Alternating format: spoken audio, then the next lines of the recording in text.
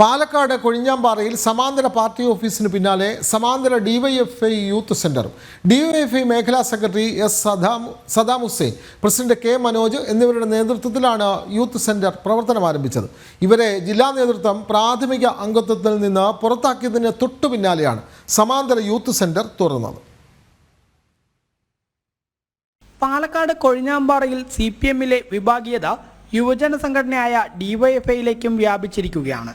വിമത CPM നേതാക്കൾ സമാന്തര പാർട്ടി ഓഫീസ് തുറന്ന് പ്രവർത്തനവുമായി മുന്നോട്ടു പോകുമ്പോൾ വിമത ഡിവൈഎഫ്ഐ നേതാക്കളും സമാന്തര യൂത്ത് സെന്റർ തുറന്നു.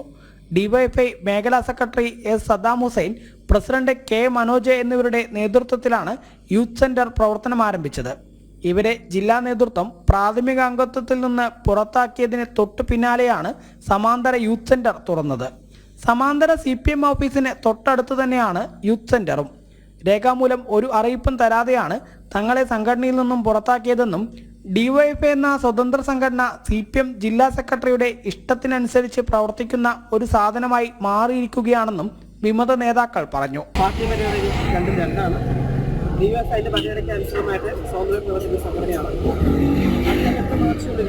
വിമതർ ഡിസംബർ 29-ന് ഡിവൈഎഫ്ഐയുടെ സമാന്തര കൺവെൻഷൻ വിളിക്കുവാൻ തീരുമാനമെടുക്കുകയും ഫ്ലക്സ് ബോർഡ് ഉൾപ്പെടെ സ്ഥാപിക്കുകയും ചെയ്തിരുന്നു.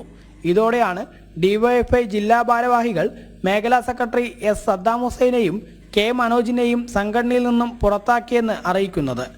കോൺഗ്രസിൽ നിന്ന് സമീപകാലത്ത് പാർട്ടിയിലെത്തിയ വ്യക്തിയെ നേതൃസ്ഥാനത്തേക്ക് കൊണ്ടുവന്നതോടെയാണ് കൊഴിഞ്ഞാമ്പാറയിലെ വിഭാഗീയതയ്ക്ക് തുടക്കമായത്. ജനം, പാലക്കാട്.